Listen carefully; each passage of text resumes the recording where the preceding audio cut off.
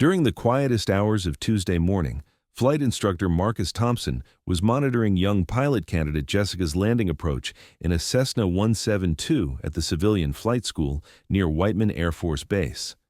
It was a typical training flight atmosphere. But then Marcus's cell phone rang. Marcus looked at his phone. Unknown number. "Sorry, Jessica, I need to take this. You have the controls."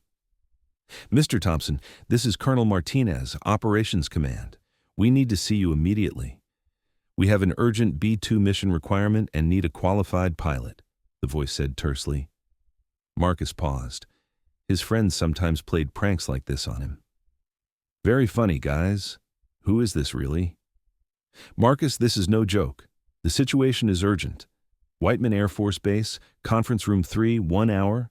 This is classified," the colonel said seriously and hung up.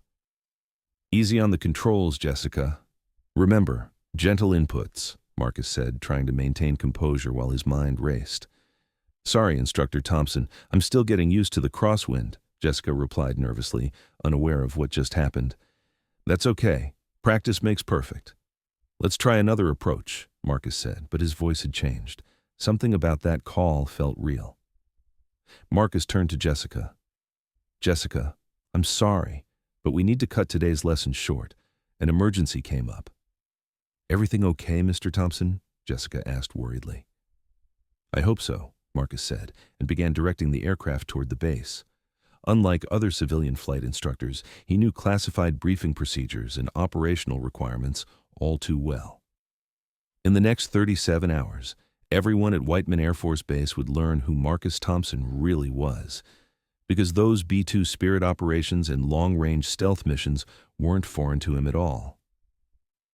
As he drove from the flight school toward the base and saw those familiar B-2 hangar silhouettes, Marcus's movement had changed. His posture had changed. Even his hands moved differently, as if he had become a completely different person. Welcome to Hidden Legends. Before continuing with this powerful story, tell us in the comments which city you're watching from, and if you believe stories like this should be told, hit that subscribe button. Marcus Thompson was a 42-year-old flight instructor who had been working at Skyline Flight Training Academy in Missouri for 6 years. He trained civilian pilots at this small flight school near Whiteman Air Force Base.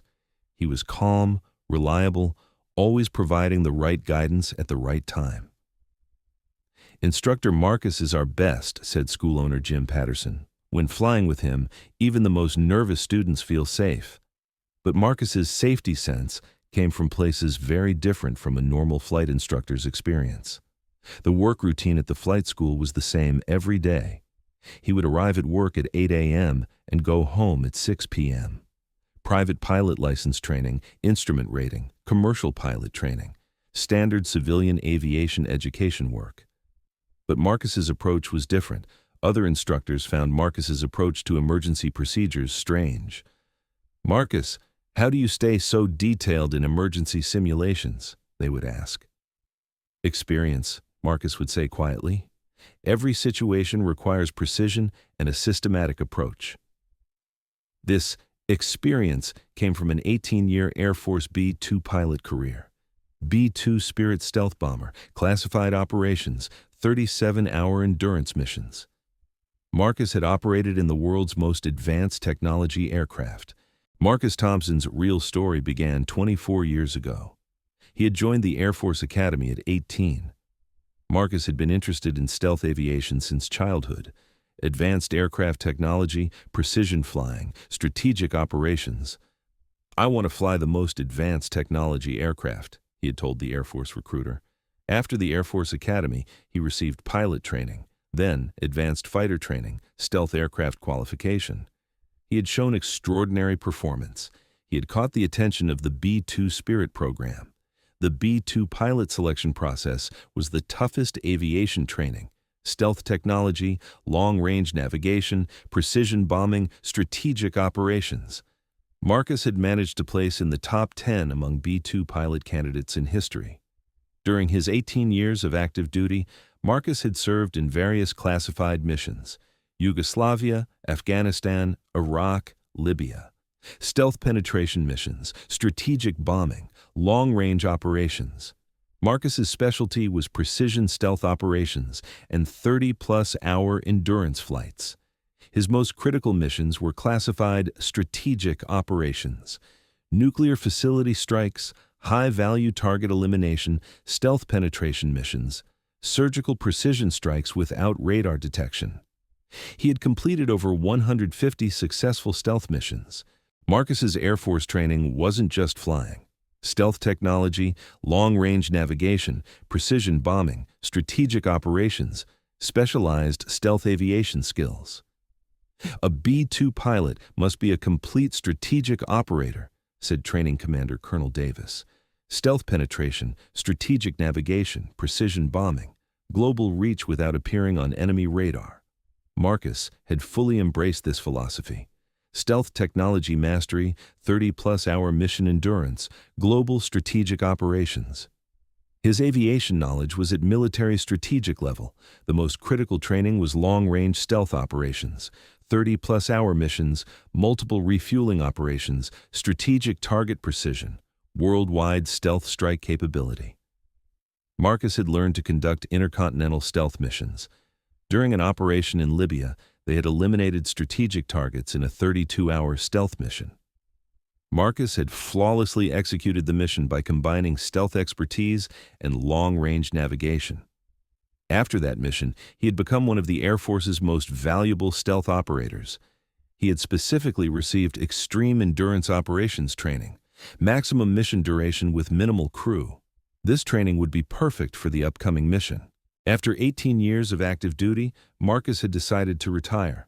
Combat stress, desire for normal life, commitment to civilian aviation service.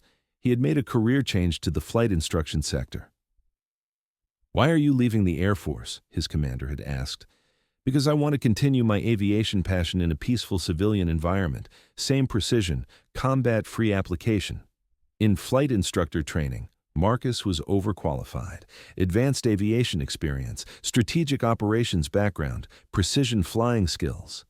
But the instructors didn't question his detailed military background. "I've always wanted to teach in civilian aviation," Marcus had said, "to teach new pilots safe flying." Flight instruction was a perfect fit. The aviation environment felt familiar to Marcus. Precision required, safety critical, systematic approach. But civilian, peaceful. When Skyline Flight Training Academy hired him, Marcus was an exceptional instructor. Student safety, technical expertise, calm guidance. But no one knew his extraordinary stealth pilot background. Tuesday morning, October 15th, Marcus was on his normal shift.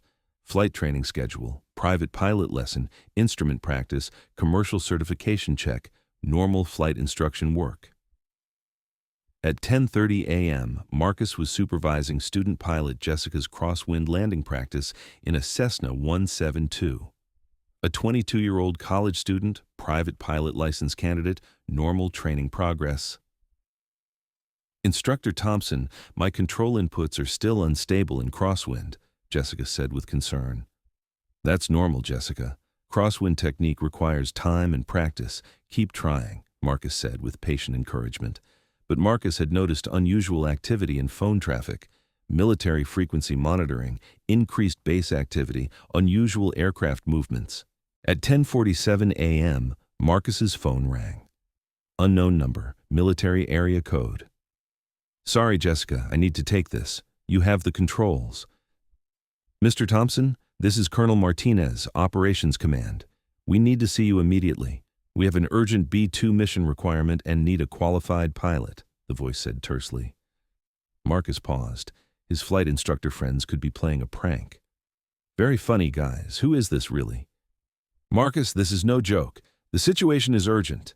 Whiteman Air Force Base, Conference Room 3, 1 hour. This is classified," the colonel said in a serious tone and cut the line. Marcus turned to Jessica. "Jessica, an emergency came up. We need to cut today's lesson short." "Everything okay, Mr. Thompson?" Jessica asked with worry. "I hope so. Let's practice emergency landing approach, then we'll return to base." While driving from the flight school to the base, Marcus's mind was racing. It had been 6 years. But if the classified call was real, the situation must be very serious. When Marcus arrived at the Whiteman Air Force Base gate, the security check wasn't routine. Classified clearance verification, background confirmation, escort assignment. This was real. In Conference Room 3, Colonel Martinez, operations staff, and mission planners were waiting. Classified briefing setup, strategic maps, mission parameters. Marcus immediately recognized the operational environment. "Marcus, sit down. Time is critical," Colonel Martinez said directly. "Sir, I've been civilian for 6 years. I'm just a flight instructor now," Marcus said cautiously. "Marcus, we know exactly who you are. 150-plus stealth missions, 32-hour endurance record, precision strategic operations specialist. We need that expertise now." The classified briefing began. Strategic target elimination, 37-hour stealth penetration mission, precision bombing requirement, assigned pilot medical emergency, immediate replacement needed. "Mission launches in 6 hours. Are you ready?" the colonel said. Marcus looked at the mission parameters. This was identical to operations he'd flown years ago. Muscle memory automatically activated. Marcus was at a decision moment. 6 years of civilian life versus national security requirement. B-2 cockpit versus Cessna 172. Strategic operations versus flight instruction. "Sir, I'll need complete mission briefing, current aircraft specifications, updated navigation systems," Marcus said automatically. "Already prepared. You have 4 hours for mission prep," the colonel said. Marcus changed into a flight suit, received mission briefing, completed aircraft familiarization. After 6 years, B-2 systems still felt familiar. On the flight line, B-2 Spirit of Missouri was waiting. Stealth profile, advanced avionics, strategic bombing capability. Marcus conducted aircraft inspection, everything in perfect condition. "Marcus, mission parameters are classified. Strategic target penetration, 37-hour duration, precision bombing," the mission commander briefed. "Understood, sir. Standard stealth operations protocol," Marcus said confidently. Marcus climbed into the B-2 cockpit. After 6 years, everything felt familiar. Avionics systems, navigation equipment, stealth controls, muscle memory automatically engaged, engine start procedures, pre-flight checks, mission parameters, confirmation. Marcus verified everything with a systematic approach. "Spirit of Missouri, you're cleared for takeoff. Mission duration 37 hours, strategic operations," the tower said. "Roger, tower. Spirit of Missouri rolling," Marcus replied in a professional tone. The B-2 took off from the runway. From Missouri to international airspace, strategic target approach, precision bombing execution, all familiar procedures. Flight school colleagues wondered where Marcus was, but the classified mission was during execution. Marcus navigated the B-2 through international airspace. 18 hours target approach, stealth penetration, radar avoidance, all procedures automatic. Multiple refueling operations, navigation updates, communication blackout protocols. Every aspect of the 37-hour mission was professionally executed. Strategic target approach phase, precision navigation, stealth penetration, bombing systems activation. Marcus demonstrated full operational capability after 6 years. Target elimination successful, precision bombing, strategic objectives achieved, stealth withdrawal completed. Mission parameters 100% successful execution, return flight, 18 hours return to Missouri, multiple refuelings, mission debrief preparation. Marcus maintained consistently professional performance throughout the 37-hour duration. After 37 hours, Marcus made a successful return to Whiteman AFB. B-2 safe landing, mission debrief, operational success confirmation. "Outstanding performance, Marcus. Mission 100% successful," Colonel Martinez said. "Thank you, sir. Standard operational procedures," Marcus said modestly. Base personnel now learned who Marcus was, not a flight instructor, elite B-2 stealth pilot, national security asset. "Marcus, why didn't you ever tell us?" the base operations officer asked. "Classified background, sir. Civilian career preference, normal life choice." Flight school staff learned the news. The local flight instructor was actually a national hero, strategic operations veteran. Marcus's former B-2 squadron mates learned the news. Messages and phone calls came from worldwide. Heard about the strategic mission, classic Thompson precision operations. Once B-2 pilot, always strategic aviator. We're proud of your service in civilian life. Retired Commander Colonel Davis personally called. Marcus, I'm proud of you. Perfect operational response in a civilian emergency. Colonel, I just did what training taught us, protecting national security. That's exactly what we were trained for. Aviation service continues in different forms. Marcus's story isn't just about aviation heroism. It's about the evolution of aviation service spirit, the civilian application of military precision skills. From B-2 stealth operations to flight instruction, from strategic missions to student education, from military precision to compassionate teaching, always aviation service. B-2 training taught me strategic thinking. Flight instruction taught me compassion. The aviation community taught me that both skills are valuable. Aviation students say this when they see Marcus. Real aviators don't stop flying. They find new missions worth teaching. Marcus's precision that day was the civilian application of B-2 training, military aviation expertise applied in flight education. I'm no longer a strategic pilot, but the aviation spirit never ends. Flying service continues, mission changes. Students will understand in the future, aviation excellence takes many forms. So I ask you, do you know veterans quietly serving in your aviation community? Hidden military aviation backgrounds silently contributing excellence in civilian flight training? Share your aviation experiences in the comments. Because at Hidden Legends, we believe the greatest aviators often serve in the most critical teaching moments. If this aviation story moved you, share it, subscribe, and help these important veteran aviation stories continue. We'll see you in the next aviation legend. And remember, the next time you see flight training, aviation education, civilian flying, you might encounter instructors with military aviation backgrounds you're unaware of. Real aviation heroes transform their forms of service, but flying precision is eternal.